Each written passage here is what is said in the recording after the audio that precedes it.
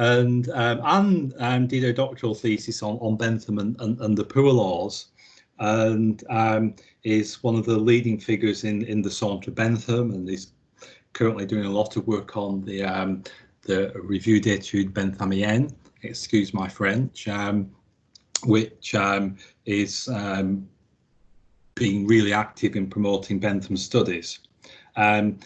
Anne has more recently published an edited collection called with the title of Beyond Foucault, and then her own book on utilitarian biopolitics, where she looked at really Foucault's overall interest in Bentham,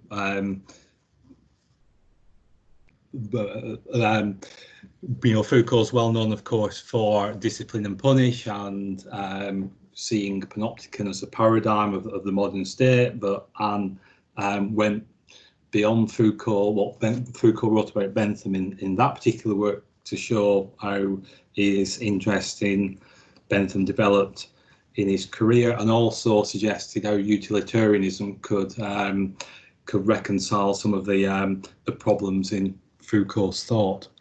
And so today's seminar continues that theme on Bentham and Foucault, looking at the reception of Bentham post-Foucault. At least that's what I'm guessing it's about. I'm sorry, but anyway, let's without further ado, let me say it's a really great pleasure to have Anne giving us today's seminar, and please, Anne, it's over to you. Well, thank you very much, Philip. I would like to thank Philip Schofield and the Bentham seminar for welcoming me today. Thank you also to Tim Kauser for organizing all the administrative and technical details of this presentation. Tim will be sharing the slides with you. So we're moving on to slide number 1. So not the title, but introduction. That's it. Thank you very much. When I was asked a couple of weeks ago to talk at the Bentham seminar, the Panopticon came naturally to mind as a fitting topic. Indeed, over the past month, the Panopticon metaphor seemed to crop up once again in newspapers to describe, rightly or wrongly, the increased surveillance we have been witnessing of late in all the countries of the world following the COVID pandemic. The most telling of these is the newspaper article entitled Panopticon in Your Pocket on the COVID tracing app. My intuition is supported by data. Indeed, with the exception of March 2004 and January 2017, the internet search request Panopticon has never been so high. In the stock of shared metaphors to characterize surveillance, the adjective Orwellian is a strong contestant. However, I must admit that in the Google-turned competition over the last crisis, the Bentham scholars among us will be happy to hear that the Panopticon is a clear winner. We are living in unprecedented times. Many academics have tried to make sense of what is happening. The present talk is prompted by such reflection. It is thus topical, but as many other current contributions, it will certainly lack the hindsight that time can give on the wider impact of the pandemic. Judith Butler is one of these academics that helps to set today's conversation in perspective, and this is slide number 2. I see that there are writers and academics who are taking both utopian and dystopian positions. The utopians tend to celebrate the global timeout as an opportunity to remake the world and to realize that the socialist ideals embodied in the communities of care that have recently emerged. I can understand that. The dystopians tend to project into the future the intensification of state control and surveillance, the loss of civil liberties, and the unshackling of market forces, including the crude kinds of market rationality that intensify social and economic inequalities. I can understand that too. In the present context, the panoptic metaphor points, rightly or wrongly so, to a dystopian twist in any investigation on the pandemic. This dystopian stand needs to be accounted for, as Bentham refers himself to the Panopticon as a utopia. Utopia was coined by Thomas More in Utopia in 1516 as meaning non-place, that is a place which does not exist, or an imaginary place. Dystopia, on the other hand, is built from the prefix fix, to which is affixed utopia to convey the meaning of a difficult or bad state, while utopia presents the state of a given society for the process of corruption. Dystopia shows it at the end of the corruptive process, where members consider their society as satisfactory. Using the term panoptic as a characterization of surveillance tips the perspective on the side of its dystopian and aims to bring to view all the unsatisfactory elements that members of society might not have seen or understood in their practice. In the present talk, I will show how the panopticon alternates between dystopian, state and corporate surveillance, and utopian, transparency, publicity, accountability features. The journey is maybe more straightforward today than it was a couple of years back. Many academics had hailed the death of the panopticon. Indeed, at the turn of the millennium, David Lyons and other sociologists did not consider the panopticon as a fit analytical tool to explore issues of surveillance, since it was a historically outdated conception of surveillance based on discipline. Closer to us, Bernard Harcourt considered that we had moved beyond biopower of securitarian logics, as they do not fully account for the new forms of power circulating today. He wrote, and that is quote number 3, although the digital transparency at times feels panoptic, there is in truth little need for bars and cells and watchtowers. There is little need to place the subject in a direct line of sight. There is little need to extract information because we are giving it freely and willingly. The present talk does not dismiss the assessment made among others by Lyons and Harcourt, but it does take stock of the persistent use of the panoptic metaphor, which needs to be investigated and accounted for.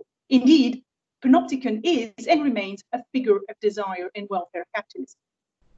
I entitled today's talk The Posterity of the Panopticon, and I believe that I need to justify the use of such an archaic term as posterity to describe my endeavors. The OED defines posterity as, and this is slide number 4, either all who are descended from a common ancestor or all future generations of people collectively.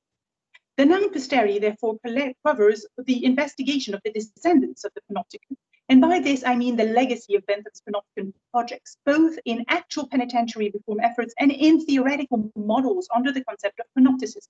However, it also captures the direction I wish to take, that of looking into the future. The question I want to raise is, how does describing surveillance as panoptic or using the panoptic trope in fiction give a glimpse of what the future holds for us?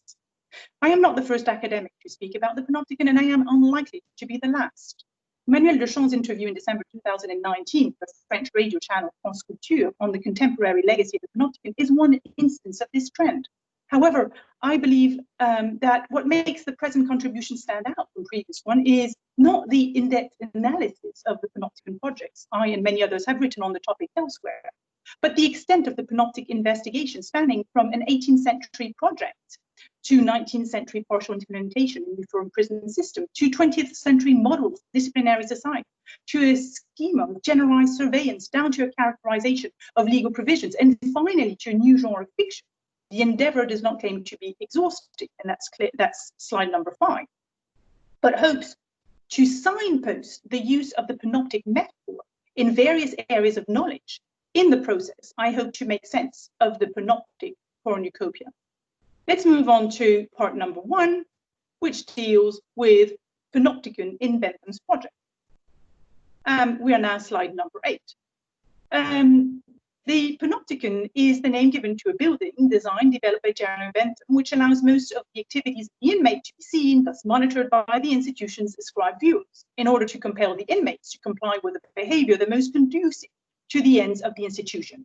Prevention of abuse is assured by the reversal of the gaze and mutual control within the structure. This principle in architecture can then be backed by an array of non-architectural arrangements which strengthen the compulsion to conform to the norms set by the institution.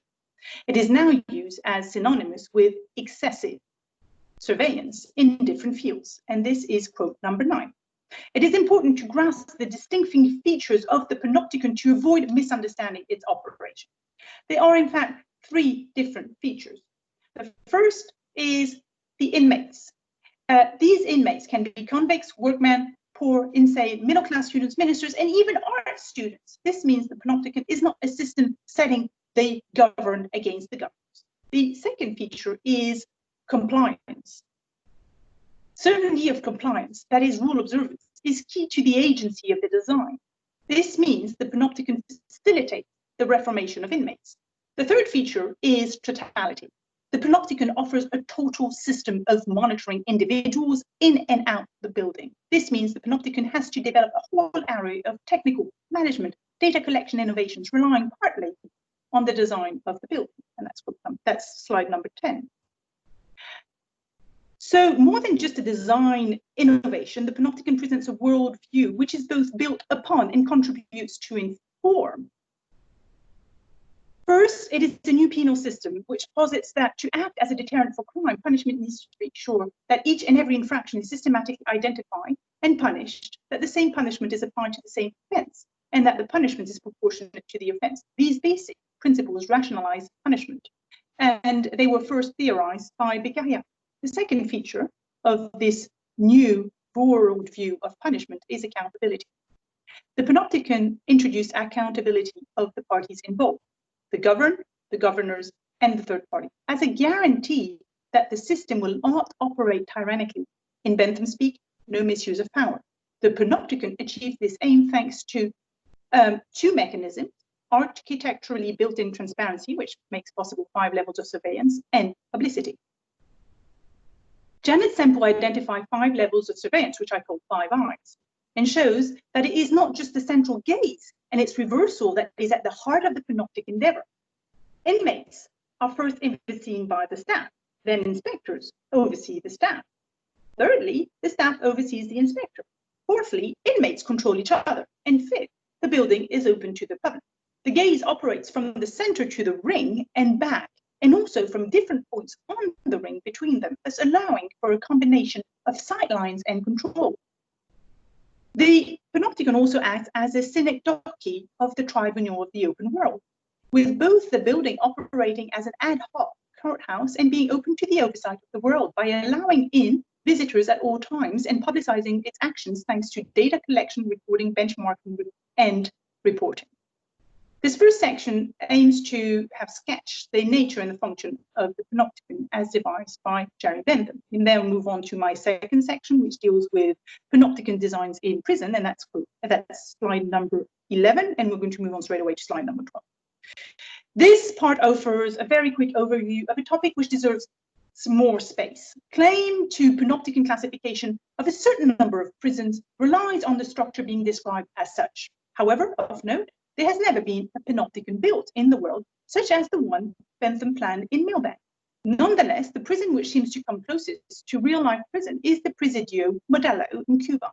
However, most prisons discussed here have architects who were inspired in either directly or indirectly by the Panopticon. Let's start with shape. It would make more sense to consider the Panopticon on the gradient of possible design options, ranging from the semicircle to square or star. Indeed, from the start of the Panopticon letter, the circular design could be replaced by polygons. Easier to build, Bentham himself stressed that circular design was not essential, as one needed to take into account cost and feasibility, and that's slide number 13. And I thank Tim Counter for discovering the discovery of the square Panopticon project, which strikingly looks like many other of the subsequent Panopticon-inspired prison designs of the 19th century. So one might want to look beyond shape to investigate what it is in the design and what it is that the design aims to achieve. As Bentham himself pointed out, the key feature of the Panopticon lay in the key feature of the Panopticon lay in position, not shape. And that is the quote that you have here: position, not form, centrality of the equator's lodge with a commanding view of every part of the space into which a prisoner can introduce himself. Such is the real characteristic principle. So the focus on classifying the design as effectively panoptic or not will rest not so much on shape, circle, semicircle, square, star, radial, as on the way in which the design is used to enhance certain features which in themselves are conducive to the end of this institution. For prisons, the aim of the institution is deterrence, incapacitation, and rehabilitation. What are the common features of these panoptic-inspired prisons? First, the gaze, second, the design. In the above quote, Bentham stresses the centrality of the gaze. This is one of the features which allows to oversee inmates in order ultimately to protect inmates and staff. Therefore, you need 2 elements, and this is quote number 14. First, a gaze that travels across, slide number 14. A gaze that travels across the space of the building to make a granular and individual monitoring possible, both from the center and from the periphery. And second, and this is what this slide illustrates, a sightline organized in such a way as to further the aim of the institution. If you look at these two buildings, you've got on one hand the Haarlem prison, which was inspired by the Panopticon with the cells at the periphery of the circle, and another circle design with of the Venice Opera, and they seem very much alike. However, the sightline is organized in totally different manners, which makes the function of the building different. And this is a photograph by David Levant. Let's have a look at design. When one thinks of the Panopticon, one immediately conjures the image of a roundhouse. As explained at the beginning of the section, circularity is not essential to qualify as a Panopticon. However, many prisons have adopted a circular plan, be it a semicircle in the case of the New York prison, or a full circle in the case of the Haarlem prison. We have a picture of the Haarlem prison here, or a polygon. However, very early on, the circular design was deemed too difficult to implement by some. Issues of cost and loss of space in the annular concourse had led to the widespread adoption of the radial plan, such as the one in the Presidio prison. While the radial design makes possible the economy of the gaze, it does not maximize the monitoring capability of the central and reversible mutual gazes. Let us not forget, though, that the new penal system Bentham was promoting meant to reform more than just prison design. It was furnishing new penal management technique that can be partly inferred from the design of a prison, but which go far beyond architecture by changing fundamentally the way penal institutions were administered. Let's move on to slide number 15. There are many Panopticon-inspired prisons, and this presentation does not aim to list them all. But you've got here a list of the most famous of all. If we move on to quote number 16, you will see a certain number of pictures of these prisons. You've got the Autun prison, which is a circle, the New York prison, which is a semicircle, and the Petite Roquette prison, which is both a polygon and has a radial design in the center.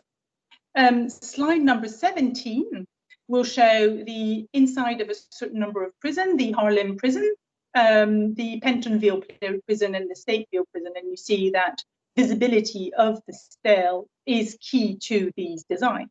And lastly, slide number 18 shows the inside of the Presidio Modelo in Cuba, the prison design which I identify as being the closest to the Bentham's Panopticon. And the reason I said that is because of the way in which the light actually travels across the building from the cells to the central building, and I think that's one of the features. It's a unique building that actually has that feature. In the list that I gave you in slide number 6, you have a certain number of also prisons.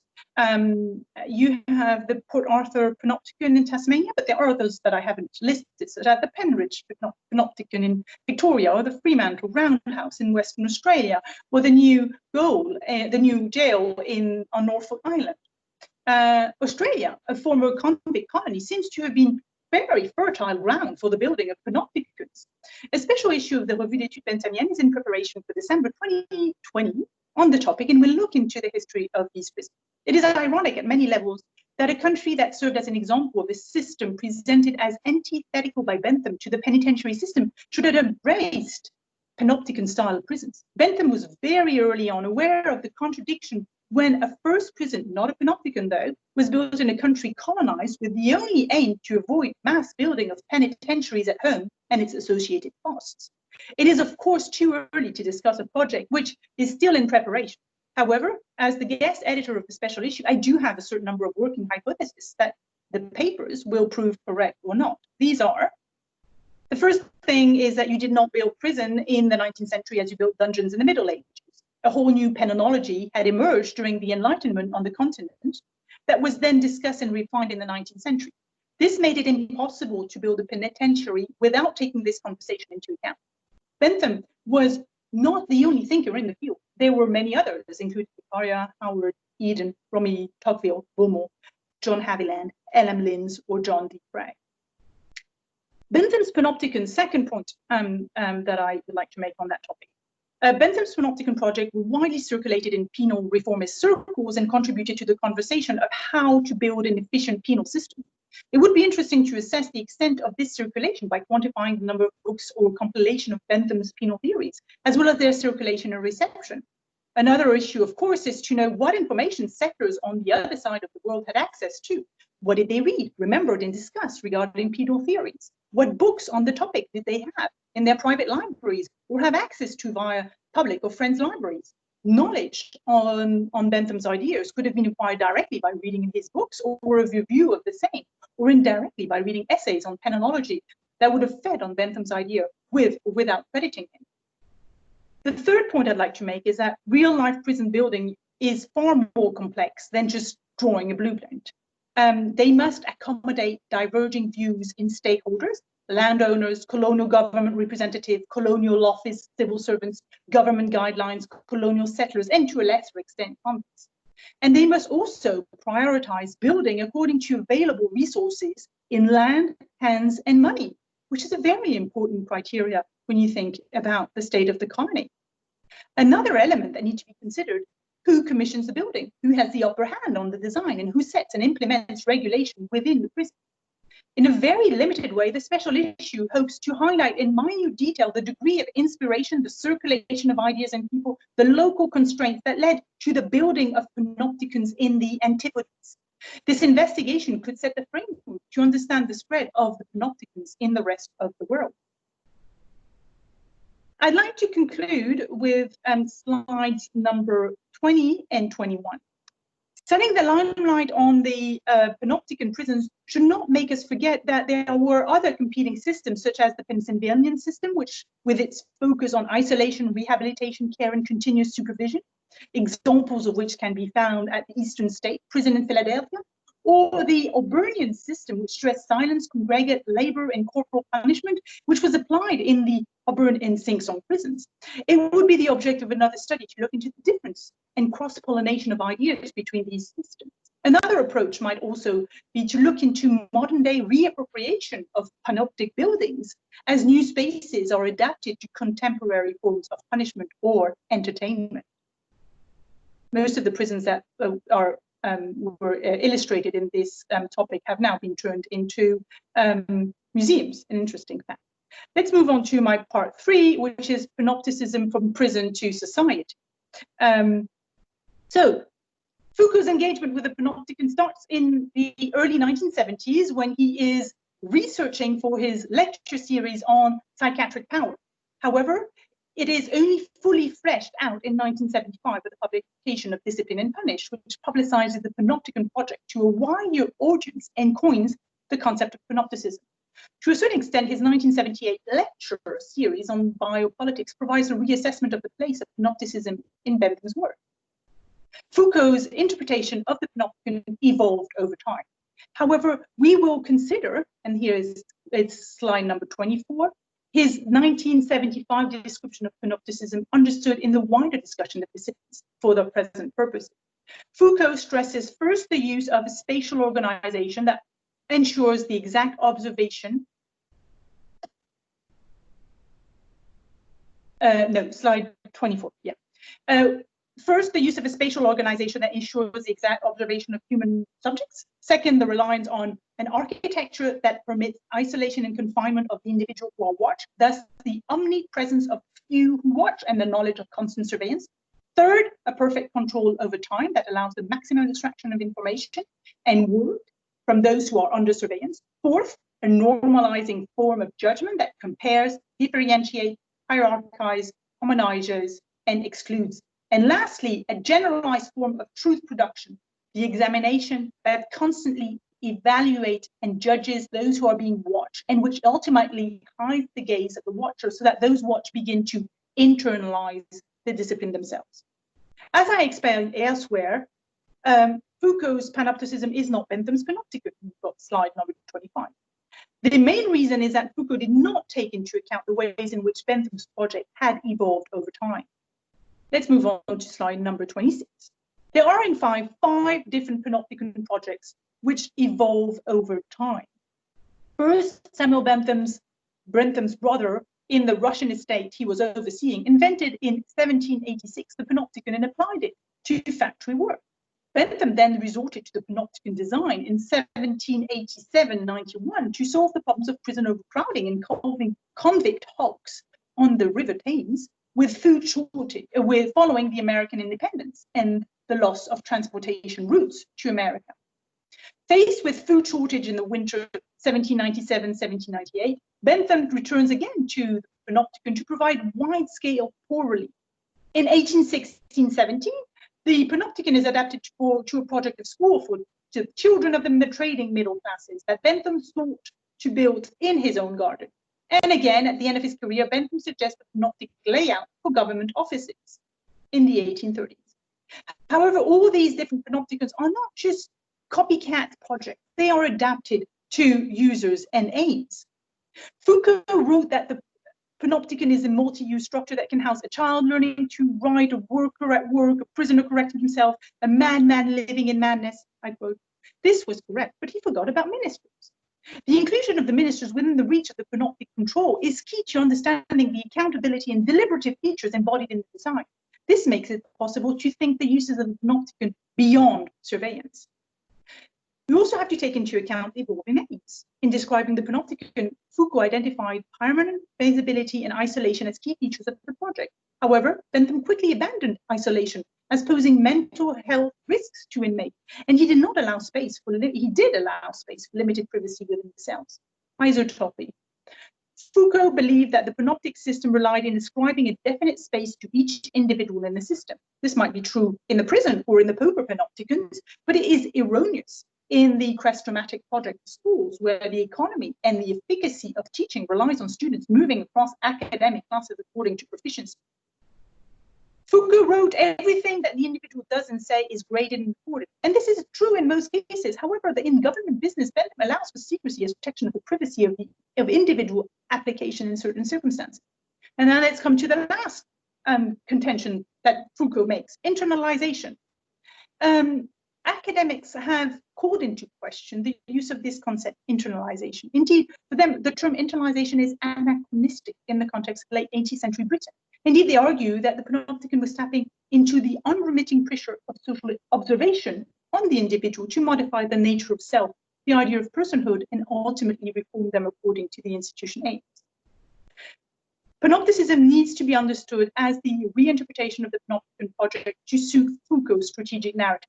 However, Foucault was neither the first nor the last to use the Panoptic motif to suit his end. And I suggest we now look at the legacy of the Panopticon, Panopticism. After having explained in length the difference between the two concepts, Panopticon and Panopticism, I have shown elsewhere that evidence of use of both concepts in surveillance studies points to the fact that the terms are used interchangeably, or more precisely, that the Panopticon is read exclusively through the lens of Foucault's strategic reading, thus making it undistinguishable from its derived and fragmentary Panopticism concept. Let's move on to slide number 27. There are 3 stances towards the Panopticon Panopticism in surveillance studies, either acceptance or rejection, or then again qualified application. The Panopticon is often rejected on grounds, first, of its anachronism. The idea that 18th century England or 1970s France is no longer relevant to our digital age. Second, the absence of resistance in panoptic surveillance. The observation that the Panopticon is an unrealistic fantasy of absolute compliance. And third, the rise of consumer society where enjoyment imperatives are paramount and rank above any attempt at reforming the individual. A telling example is that in crime prevention system, they track objects rather than individuals. Those studies will show that the panoptic metaphor might be more resilient in CCTV environments, where the CCTV operates from a centrifugal perspective. However, the overall picture of reality which is produced by CCTV operation is fragmented, therefore slightly different from the one that you would have from the perspective of the central tower in the Panopticon. Whatever the stand chosen, it remains true that wells of semantic creation point to the strength of the panoptic as a critical concept, and this is slide number 28. The panoptic metaphor is used in surveillance studies under very many guises, and here are some of the examples. Super panopticon, post panopticon, electronic panopticon, omnicon, panopticon, global panopticon, panspectrum, myopic panopticon, fractal panopticon, industrial panopticon, urban panopticon, pedagopanopticon, polypanopticon, synopticon, panoptic discourse, social panopticism, cybernetic panopticon, neo-panopticon. In the sea of metaphor, it is nonetheless possible to identify 5 panoptical features. That's slide 29. First, the metaphor points to one group which is isolated to be controlled. Second, the central monitoring gaze remains key to the panoptic analogy. Third, surveillance is understood as being exacting, unescapable compliance. Fourth, the panoptic is all pervasive. And fifth, it is presented as a mode of governing individuals. I'm now going to move on to slide number 30. As mentioned in the introduction, the years 2000 and 2010 were marked by what was then seen as a final rejection of the panoptic and its panopticism features as a fitting analogy to describe society. I suggest delving into the causes of this rejection next. For some, the emergence of the digital world has created a new paradigm for which analog age metaphors are no longer fitting.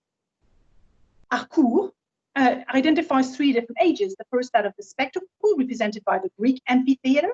The second, that of surveillance, represented by the panopticon. And lastly, that of exposure, represented by the mirrored glass pavilion, which epitomizes the virtual transparency and exhibition in our digital lives. And here you have an example of this mirrored glass pavilion that you find in Dan Graham's work. Now, I selected one which was circular. They come in any shape, either open or closed. However, the experience of the user is always the same. That is a mix of transparency and mirroring one's self-image that you see in the second picture here on the slide. In the age of digital surveillance, exposure is the main mode of self. Harcourt traces the shift from the security of biopolitical post-panoptic era, which targets population and which is interested in the maximizing, minimizing diptych, to enjoyment, which characterizes a digital surveillance under the age of social networking. In this age, technology makes it possible to target people individually at low cost, since information is freely surrendered by people with the aim of enhancing their pleasures. Therefore, any reformative intent is lost in this age. There is nonetheless something of the panopticon which remains in the discussion on contemporary framework of interpretation. And I have identified 2 of these, what I call panoptic residues. The first one is total awareness. Harcourt still believes that some classic form of juridical exercise of power can be brought into the digital age. If he thinks that the symmetries and asymmetries are different, he acknowledges that it is the same desire for total awareness as there is in the panoptic. The second panoptic residue is the spatial metaphor. When trying to think the digital world, it seems that academics still need to rely on spatial metaphors that have been found in the analog world. In the past, the spatial metaphor was instrumental in understanding the age of the spectacle with the arena, of discipline with the panopticon, and consumerism with the Mall of America. But even now, Harcourt uses the spatial design of the Crystal Palace and the steel cage to create analogies with the digital world. Architectural space, that is, human design space to fit a purpose, is widespread and used as an analogy to describe new social environments, even if they might not necessarily be adequate. The aim of this section was to distinguish a panopticon from its subsequent reappropriation under the concept of panopticism. It was also to trace how the concept has been used to describe our present age. Surveillance studies and Harcourt's theories on the digital age made it possible to update the relevance of panopticism in understanding changing times under a new technological paradigm. Let's move on to my 4th part, which deals with social panoptics and legal panopticism. And we can have a look at slide number 32. It is unsurprising that the panopticon is used as a disquieting synonym for surveillance. This characterization can also be found to describe pieces of legislation. Indeed, there is an increasing number of academics who explore directly or indirectly the panoptic metaphor in law. They will adopt different approaches depending on their background and their knowledge of Bentham's panoptic. This will lead to the term panoptic, panopticon, panopticism to be used with inconsistent, even unreconcilable meanings. To present an overview of these approaches, I have organized these characterizations according to sources of surveillance. The law being the state mode of exercise of power, no one will be surprised if I say that any legal instrument implementing some form of surveillance would fall under the heading of state surveillance. The category implies that the state is stepping the boundaries of its prerogative into a tyrannical form of government. However, the recent pandemic has changed the way in which citizens view state surveillance in Western democracies, leading to the concept of bien-surveillance, which is a French term coined by Cynthia Fleury, which associates both bien, which means good, surveillance, which means surveillance, and bienveillance, which is benevolence. So it's a mix between surveillance and benevolence. There are also instances that when the state has stepped in to regulate any online surveillance, thus acting as a watchdog rather than a watchman. The last part will look at how Bentham scholar construed the law as panoptic, stressing accountability rather than excessive surveillance. However, I will start my inquiry with a quick overview of what is termed social panoptics. That is the way norms, social or legal, contribute to changing behavior and identity.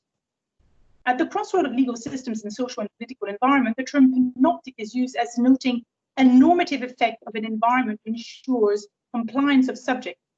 Academic discussion focuses on bodies and practices. Now, there are two types of social panoptics, that which focuses on the female body and that which focuses on LGBT plus sexual practices. The phrase social panoptics is used in academic circles to describe the joint effort of the legal and social norms in monitoring female bodies. Female bodies are made to comply to norms through the imposition of some form of control over their bodies. A telling example is the law imposing a scan before getting an abortion in the US. Evidence proves that scans are used in that context not on health grounds, but to discourage women from having an abortion. Looking inside the womb contributes to extracting obedience to the norm. The phrase social panoptics is also used in relation to LGBT practices to show how they are being monitored in order to exclude LGBT people from public space. Let's move on now to the meaning of panoptic as surveillance. However, social panoptics remains a phrase used in closed academic circles. The use of panoptic in the context of state surveillance is far more common in the general public. Let's have a look first at state surveillance. And I'm looking at two different laws, two different pieces of legislation, the Reformed French Penal Code 2014 and the USA Freedom Act 2015. The 2014 French law introduced electronic tagging in French penal law. It has been accused of carrying a whiff of panopticism. The new law's claim to panoptic fame originates in a new legal instrument called penal constraint, or in French, contrainte pénale. It is a type of probationary sentence meant to replace incarceration. With penal constraint, the subject must abide by a certain number of restrictions and is under continuous supervision, but is not in prison. These conditions include electronic tagging. Isabelle Fouchard, in an article in the French left-wing newspaper L'Humanité, wrote a piece on the lessons to be drawn of Foucault's Discipline and Punish today. Her argument is that panopticism is still very much present in the way the prison is organized. And she gives the example of the 2014 penal reform and the introduction of electronic tagging as an instance of surveillance inside and outside the prison. Let's move on to the USA Freedom Act 2015. In 2015, the US government passed the USA Freedom Act in order to close some of the loopholes and breaches of civil liberties identified by the 2013 Snowden WikiLeaks scandal. Indeed, the NSA and the FBI were using Section 215 of the USA Patriot Act 2001, passed after the 9/11 attacks, and the business record provision of the 1978 Foreign Intelligence Surveillance Act, FISA, in order to carry out dragnet and warrantless collection of US phone call data and business records. In order to obtain these records, the government had to obtain a Section 215 order from a FISA court. The request for the order and the court's ruling were part of aggregate numbers were then sent to the Congress annually. USA Freedom Act amends the FISA Act to establish a new process to be followed by the FBI when submitting application to a FISA court. for an order requiring the production of business report or other tangible report.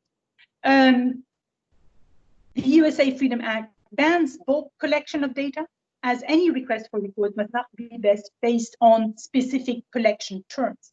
The USA Freedom Act allows state surveillance of telephone records for the purposes of fighting terrorist organization, but regulates it thanks to checks and balances. Nonetheless, it has been hailed as part and parcel of America's panopticon. In these two instances, the French law and the American law, we have an example of providing a legal framework to regulate state surveillance in both a penitentiary environment and in the context of the international fight against terrorism. The use of the epithet panoptic is critical of the endeavor of critics, trying to eclipse any benefits of the provisions, such as electronic tagging being more desirable option for convicts than incarceration, or increased safeguard through a warrant system and a meaningful publicity in the American case. Let's move on to looking into the concept of bien surveillance. It is impossible at the present time to have enough perspective on how surveillance will change in the age of COVID, from telehealth to remote working and learning, and all of it generating an unprecedented stream of data. However, it might be possible tentatively to identify a certain number of directions of surveillance is taking. Examples on the dystopian side are rife, such as patrol robots and drones, CCTV cameras, and smartphone applications. Naomi Klein forecasts a future which every move, every word, every relationship is traceable and data mineable by unprecedented collaborations between government and tech giants. In that respect, I have chosen to look into the apps that are being offered on a voluntary or not basis to trace virus contacts. Now, there are two main models. There's the Australian COVID Safe type app, where government collects and stores large amount of data before notifying individuals on their status. And the second model is developed by Apple and Google, and they offer a decentralized system that is without centrally controlled database and holding the private information on individuals. So the world is thus faced roughly with two options: state surveillance or corporate tracking. Indeed, the Australian case, larger amount of data than necessary are held for longer periods needed in a central national database, which is thus vulnerable to illegal or improper access and to mission creep, whereby the government would change the purpose of for which the data is held. The Australian government has been said to have contracted also with Amazon for the storage of the COVID safe data. This points towards the amalgam between state and business in the field of surveillance. Bentham would have described them as sinister interests. On the other hand, the app and Google offers an interface which facilitates automated contact tracing thanks to the use of Bluetooth technology, and that may be less vulnerable to inception than the GPS.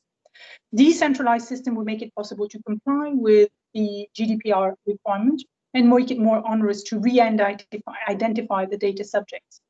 Scientists and researchers have praised the Apple and Google joint venture and called governments to embrace that app model. Some are more cautious. Nevertheless, the Australian government is now considering moving to the Google app tracing model.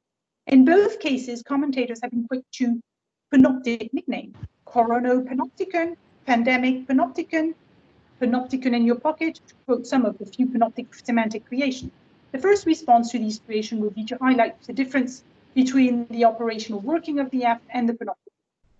While the aim of the app is to change the behavior of the person that has been notified of a high-risk contact, the automated, fragmented, and decentralized tracking system cannot be compared to Bentham's centralized, all-encompassing, and data-hungry system of surveillance.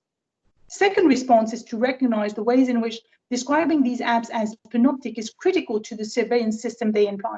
Both state and corporate surveillance have shown past instances of misuse of private data, leading to dramatic consequences. In a digital age where the use of online communication and social networking is embedded in our daily lives, reminding people of the risks and trade-off of doing so by using the panopticon metaphor might not be historically accurate, but could be critical to raise awareness. Notwithstanding the criticism implied in these new panoptic phrases, evidence shows that people seem to have shifted their attitude to surveillance when it relates to health.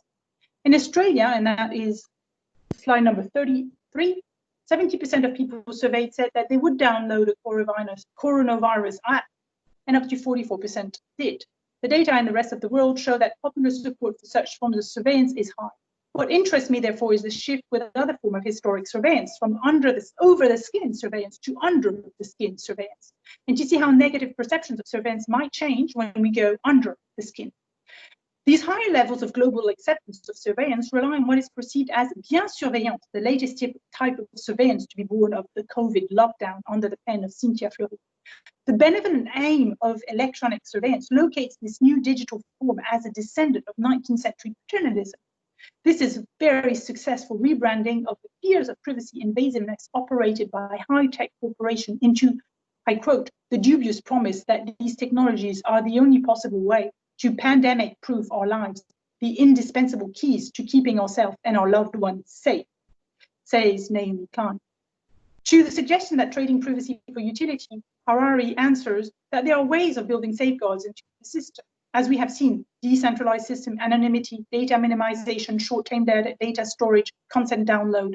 And this is exactly how Bentham understands the working of his system, albeit with a panopticon, which provided different answers to different problems. I'm going to skip the part on the GDPR, the European legal provision, and I'm going to move on to panoptic as accountability and deliberation. As the previous sections, I have tried to investigate the different uses of the panoptical characterization in legal and normative settings. In this characterization, Bentham scholars, as opposed to critical theorists or legal scholars and activists, need to be dealt with separately as they present an interpretation of panoptical characterization in law at odds with the other academic tradition. Guillaume Tissot's work lies at the crossroad of the panopticon and the law, and focuses not so much on surveillance, but on cyber technology and on e-democracy. For him, the panoptic model can be seen at work in attempts at electronic deliberation in Parliament and in the public space.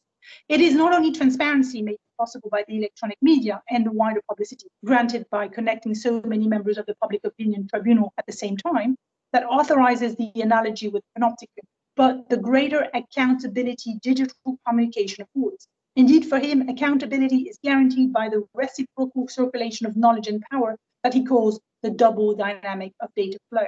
Guillaume Tissot's work highlights a forgotten facet of Bentham's panoptic project, accountability, which is also noted by a non-Bentham scholar, Simon, in his discussion on algorithms. More on that in the conclusion. Malik Bodzoré starts with the definition of the panopticon as a place where obedience to law is certain and obligatory. And from this legal characterization, he then looks at the role of language in the panopticon and how similar endeavors are at work in Bentham's legal reform. He then identifies elements of judicial adjudication in the panopticon, which makes it akin to a courthouse. Once these three elements are established, compliance, language, and adjudication, it is easy for him to show dynamic processes at work, both in the panopticon and in Bentham's legal reform project, that blend together disposition to obeys and modalities of deliberation, thus showing how the panopticon was not so much about direct subjection as about inverted control. This leads Malik Bodzoré to describe Bentham's laws as laws that are obligatory if the individual subjects recognizes them as an obligation. The deliberative precept is introduced in the heart of a most unexpected locus, the panopticon. In conclusion, I'd like to say that there seems to be no wide consensus as how to understand panoptic laws. Non-Bentham scholar would use the term panoptic as synonymous with surveillance, but to which is affixed the idea of excessive surveillance by tapping into fear of the collective psyche. Adding panoptic to describe the noun surveillance or law is in no way descriptive. It is a political stand. Bentham scholars stress the accountability and deliberative aspects of the panoptic, thus offering a more balanced understanding of the panoptic.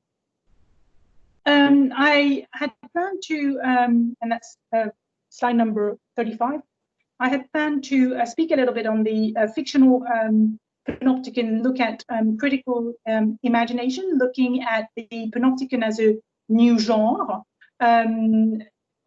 which starts with the even pre-Bentham and pre-panopticon with the glass house in the Telemachus, which is assigned as one of the inspiration for Bentham's panopticon, and in various other works, the Jenny Fagin's panopticon being one of them.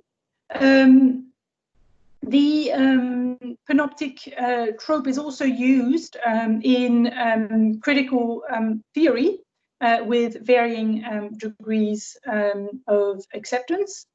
The problem, once again, with the way in which artists view or you reuse the panoptic trope is that they present and they reuse for their own purposes the panoptic motif. And therefore, whatever they write about the panopticon shows a lack of accountability and stresses something that isn't in the panopticon, but which they actually appears once you imagine a real panopticon, and that is panoptic resistance.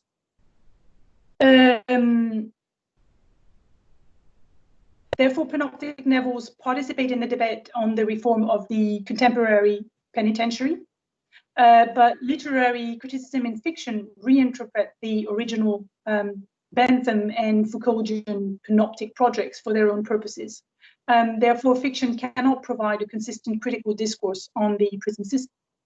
The panoptic fiction is also used in tech utopias, and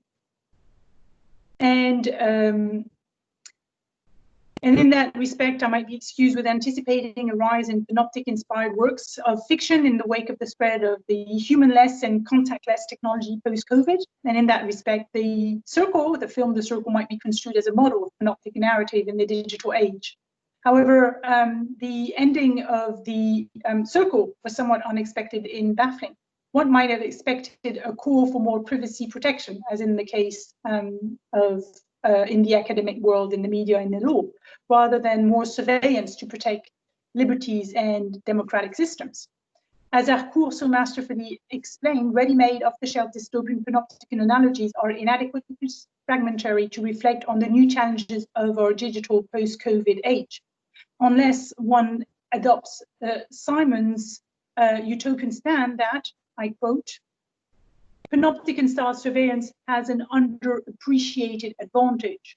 It may more easily accommodate transparency. Electronic surveillance is governed by a fully specified algorithms.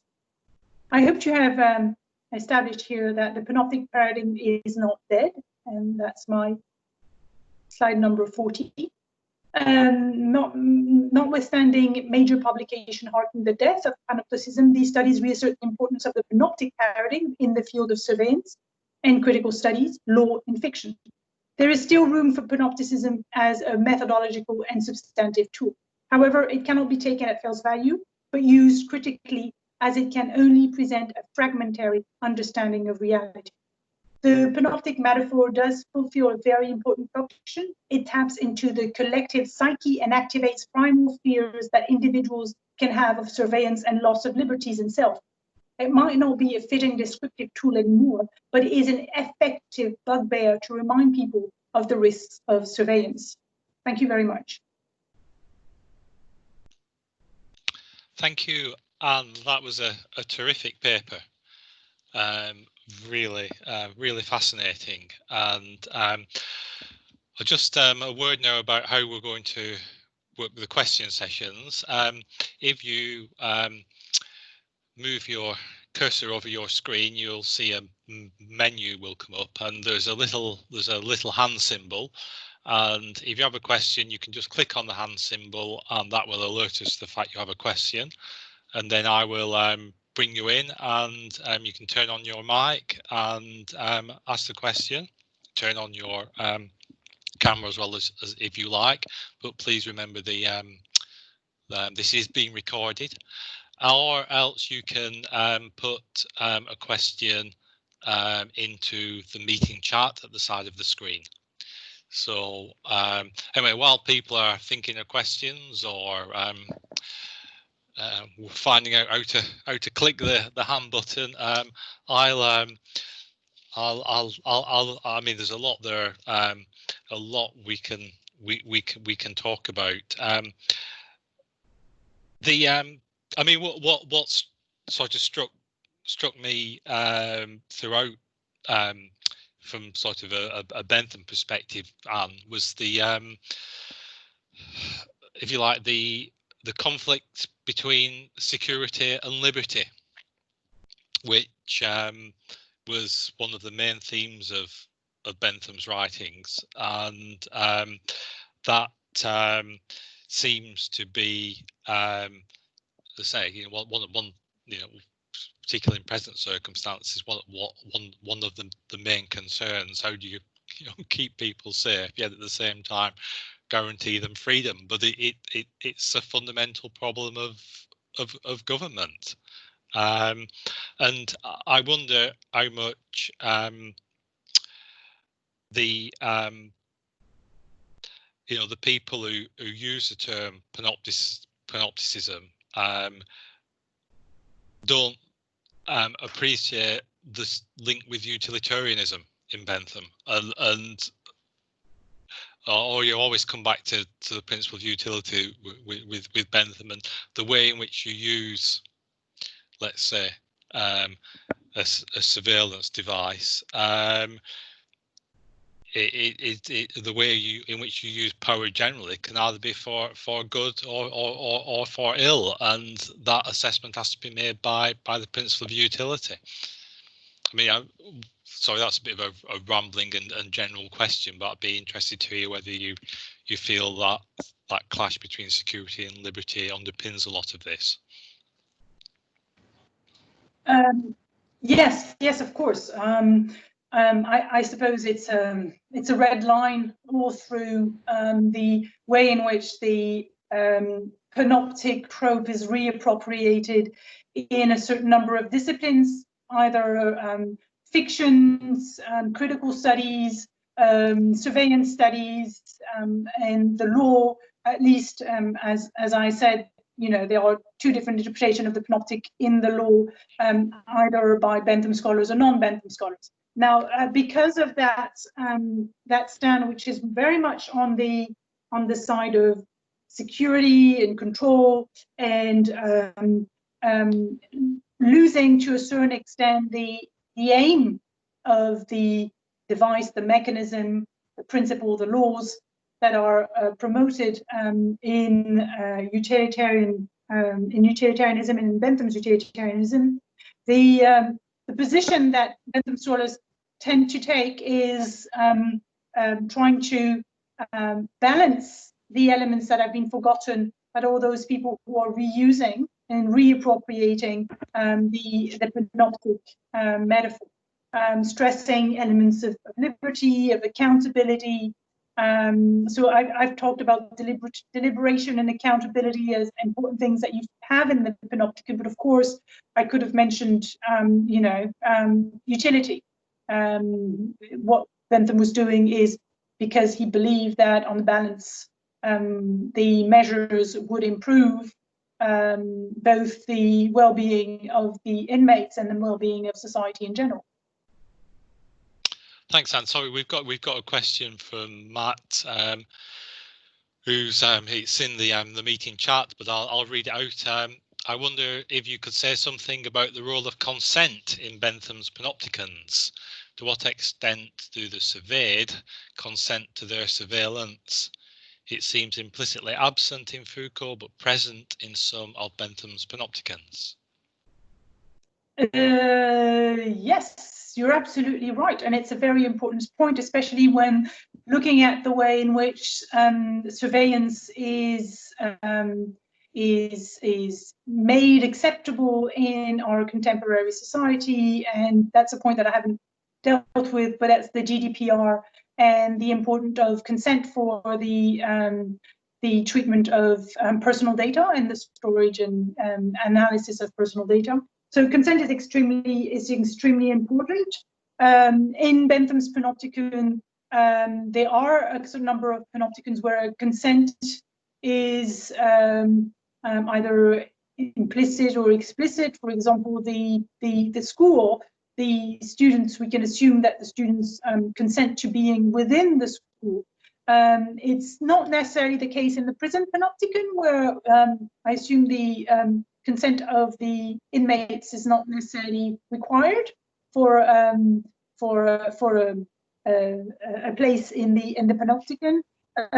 Same thing for the poor Panopticon. People were actually could actually come here voluntarily or be sent, especially in case of vagrancy. It's all a question. I think it goes beyond the question of consent, because there are people who are forced within the structure, and that's the case of the inmates, and there are people who actually have their behavior modified by the layout of the building without explicitly giving their consent, but by being within the building, they implicitly give their consent to whatever control is operated over them. And I was thinking about the structure of the ministers in the constitutional code, and in so that I don't know if that really answers your question, but I think that the issue of consent is an interesting take on the panoptic metaphor. Thank you for that.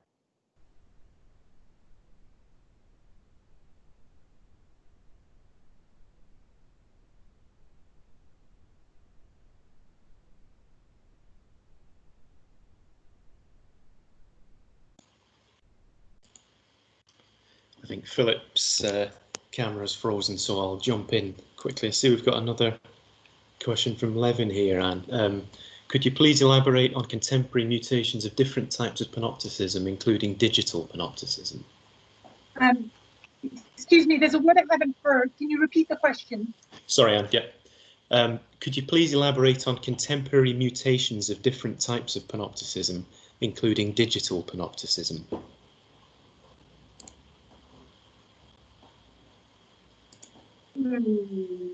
Okay. That's basically what I refer to in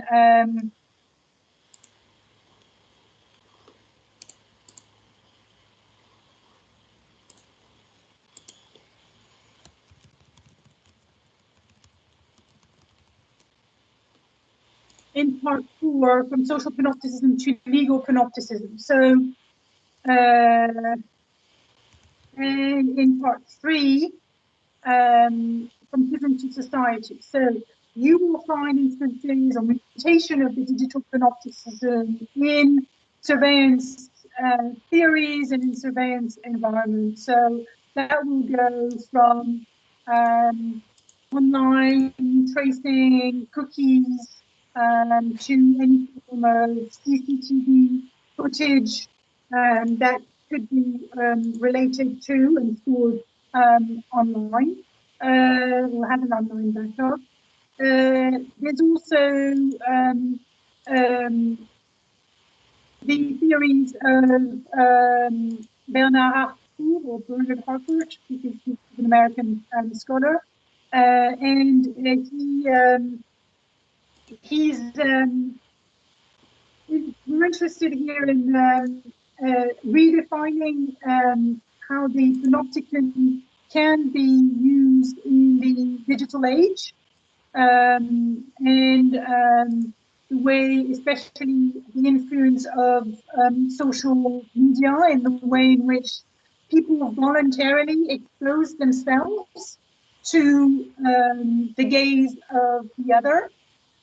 So there's exposure and there's voluntary exposure in that new digital age, but there's no central surveillance system, and the surveillance is not carried out to a certain end, and that's the main difference between the surveillance under the digital age, at least in social networking, as Harcourt understands it, and the panopticon. Then you have a certain number of mutation in that you can see and that are being regulated under dragnet collection of data under the guise of protecting the Americans against terrorism.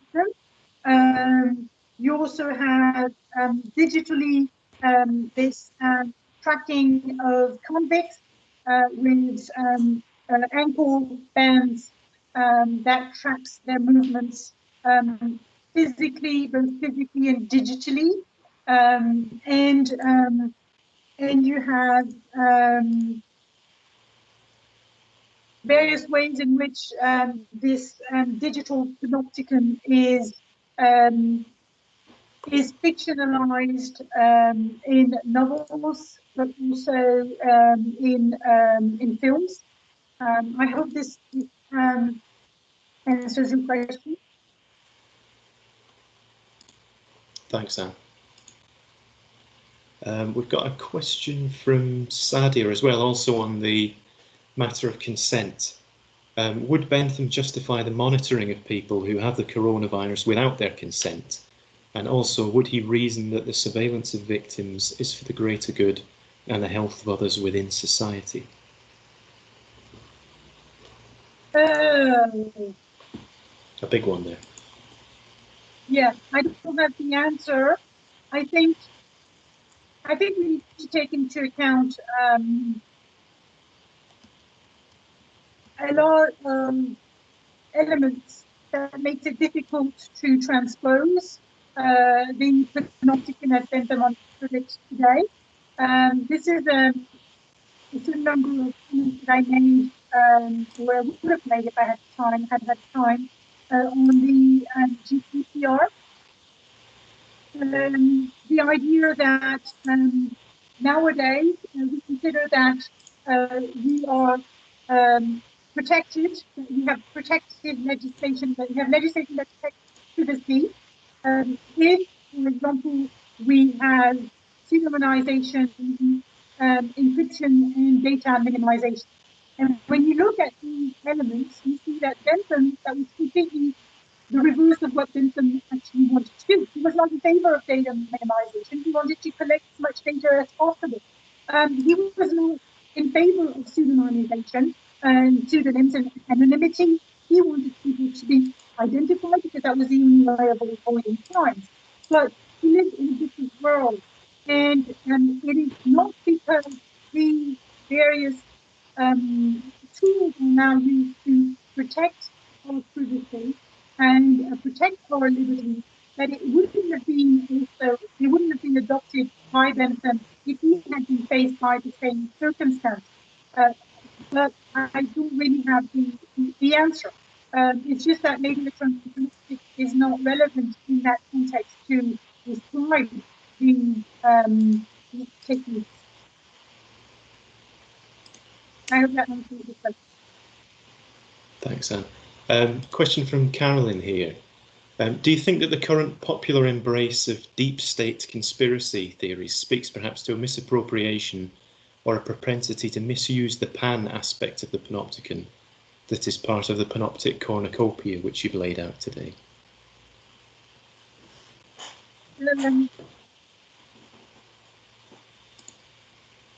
Probably. I hadn't seen it like that, but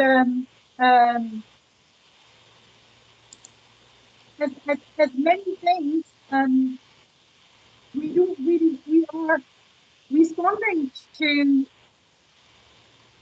the present COVID crisis with whatever theoretical tools we have at our disposal. Whether we have hindsight to see who various tracking apps, COVID apps, are there effectively to safeguard our health or also to collect data, and how that data will be used to help us or to control us in the next 10 or 20 years. We have no hindsight on the way in which the state and corporations are going to use the new techniques they are implementing right now to deal with the crisis. So, yeah, there is something of the pan of the total awareness paradigm that stays within the way in which deep state theory is being used, but it's only time that we're able to prove, disprove, of fears, or reluctance to embrace a certain number of new digital techniques and digital tracking. I'm sorry, I can't be more specific than that. No, thanks, that's great. We've got another one here from Chalbault, who's asking if, did Bentham say anything about the privacy of the inmates, i.e. students or officials? Anything about them, that aspects of the behaviour that shouldn't be watched? So he assumes that many aspects of their life are not worth watching, and how to ensure that these aspects of, I think, to ensure that there's some privacy within the machine, as it were. Yes, if I remember well, there are certain areas of not darkness or shade or that can be screened from the eye of the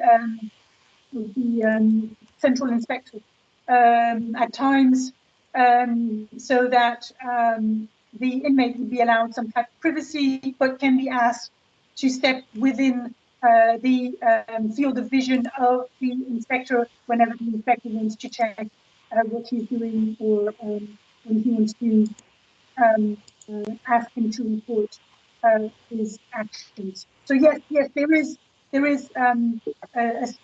certain number of elements which point towards the fact that inmates were allowed, very limited, but they were allowed some kind of privacy. Privacy would be needed on two accounts. The first, I believe, was for whenever the person was either washing or being naked, for natural needs, and any form of also sexual intercourse. Think about the Portal Panopticon, where Bentham was hoping to have the poor reproduce and multiply.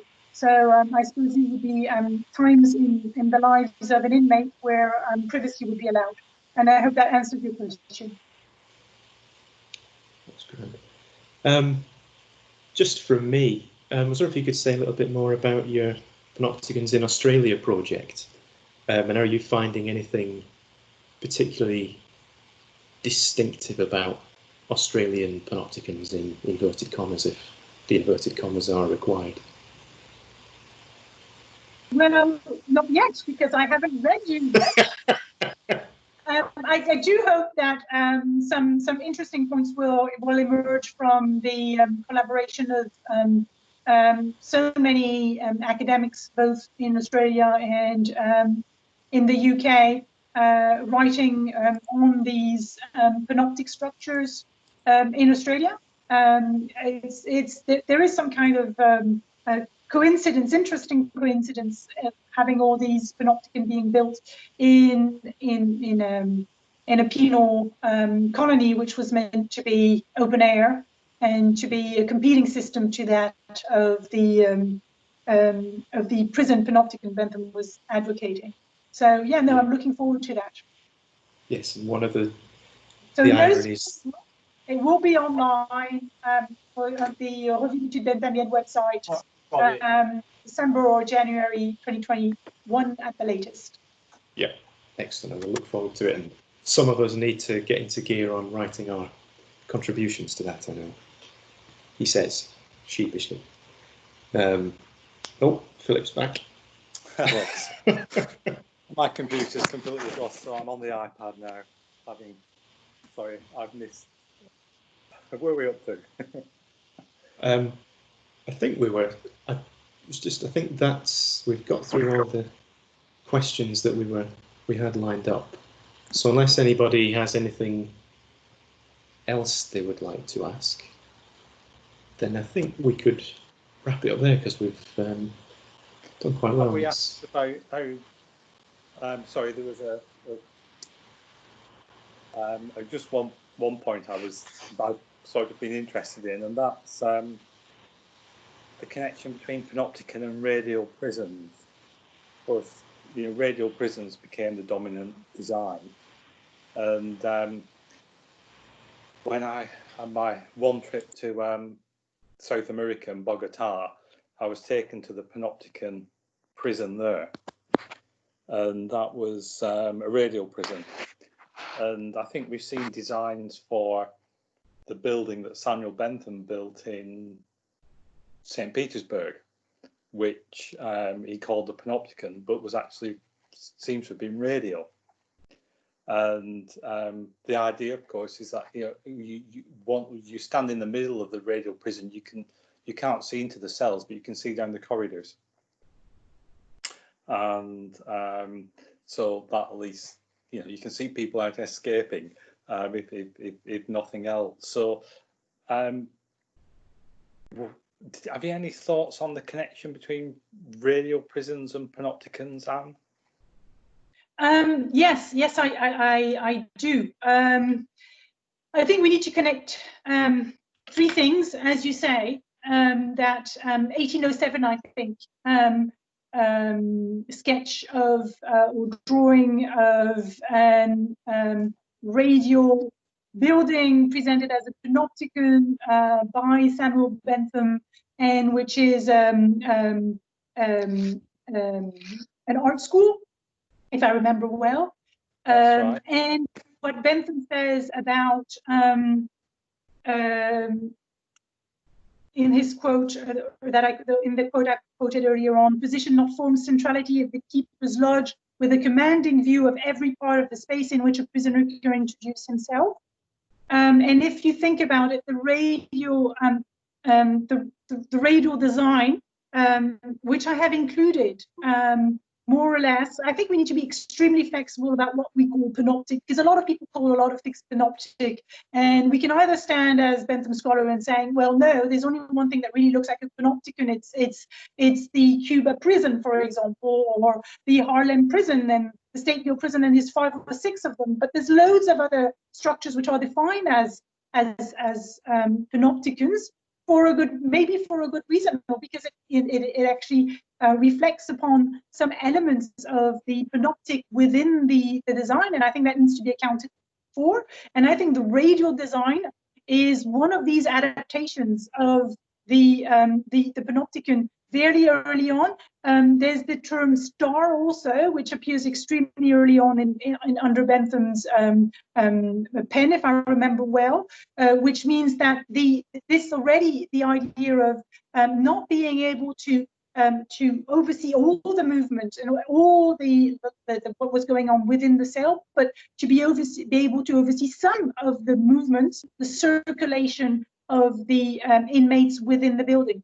So what I believe is that the radial design, as the circle, semicircle, polygon design, or the star, makes possible an economy of the gates, but it does not maximize the capability of the central gaze as much as the other designs, that is reversibility and the mutual gaze. That is not made possible by the radial design. But there is still something about what I do with my sightline and how my sightline helps me to control inmates in a way that is more or less efficient. I believe it's slightly less efficient in the radial design than it is in other structures such as the New York prison or the Harlem prison. But still, there is the same principle that presides over the design, and I think under this guise it might be considered as one form or one mutation of the panoptic design. I might be wrong, I might be wrong, right? No, I'm just making a certain assumption. Thank you. Okay. Should I type or should I talk? No, please talk. Tim, can I just say, Tim, will you keep chairing because I can't see the chat? Yeah. So one thing I just wanted about the design, I was the thing that I remember most of all about the Eastern State Penitentiary in Philadelphia when I had the tour was the use of mirrors for. I don't know if they all use that, but that's what I remember most of all was when that the prison guard would see the mirrors which were placed in corners so that he could see the cellmates. And is that standard, or is that particular to that mode of surveillance? I just wondered, because, and I was thinking about when you were talking about the artist Stan Graham's work and that kind of mirror surveillance. But just as a matter of design, is that particular to the Eastern State Penitentiary, or is that fairly regular? I don't know. I don't know. I haven't heard about that, for example, in the Port Arthur Penitentiary, especially in the separate prison, which has, you know, basically the same radial organization. There's just the way in which the I think it's an avowal. It's recognizing, using the use of mirror is recognizing that the radial system doesn't actually manage to cover all the ground that the Panopticon and the central inspection principle would cover, and therefore you're trying to compensate that by using other means, which gives you, in fact, not so much that all-encompassing view, but a very fragmented view of parts, of sections, of cells, of people, of movements, of areas, in the same way as CCTV camera footage gives you that very fragmented image of reality. So these are just coping mechanism. You know, we can't see enough because the system, the architecture limits our eyesight, but we want to see more. So we use mirror. But that, yeah, thank you for that. That's a very interesting point. Yeah, thank you.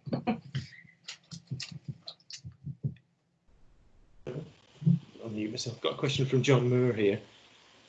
Thinking about the security and liberty point, which Philip made, I think, is this about Bentham's bourgeois concern about watching the threat from below, i.e. security, and simultaneously the threat from above, liberty?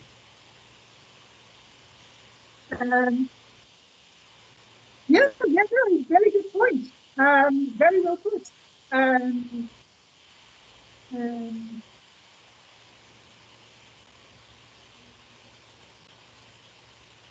No, good. I do agree.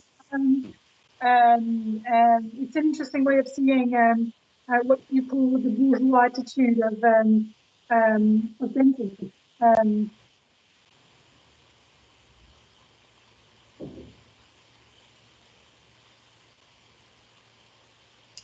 And just another one from me. I agree with you about the not getting too hung up on the shape of the building or the design, given that, as the letter you cited from Bentham, where he's talking about you could have a square or a polygonal panopticon. It's the principle, not the form, as he said. Yeah, I think that's a point, and these radial prisons are worth looking at.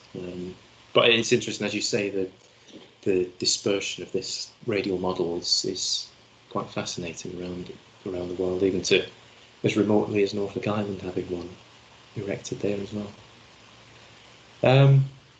Do we have any other questions?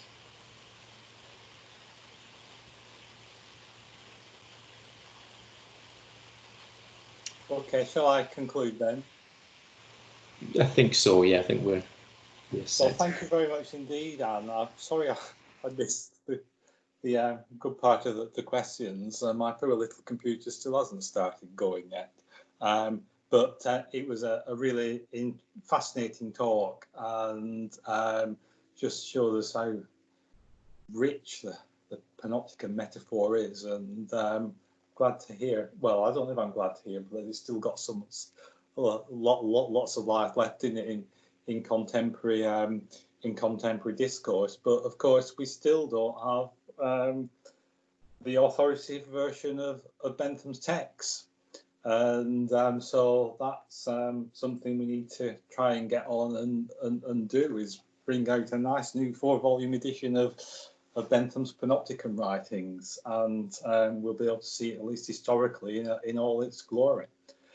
Before we leave, just to say that in 2 weeks' time, we will, on the 10th of June at 10 o'clock UK time, we'll be having our online book launch for the Bentham and the Arts publication, with talks from several of the authors talking about their chapters in that book, which was published by UCL Press and is freely available online as a PDF download from the UCL Press website, and also available in attractive hardback and paperback editions. Then we're moving on the 24th of June, we'll have Xinyen Ko from Singapore giving a Bentham seminar. That again will be at 10 o'clock UK time. And then our final, probably what will be our final seminar for in this run will be on the 8th of July, when Scott Jack will be speaking on Bentham Crime and Police, and that will be at 5 p.m. UK time, as Scott is in the United States. So anyway, that just leaves me to say thank you very much indeed, Anne, for today's seminar, which has been terrific, and thank you to everyone for listening in, and thanks to Tim for stepping into the breach. So we look forward to seeing those of you who can make it in 2 weeks' time. Bye, everyone. Thanks so much. Thank you. Bye-bye.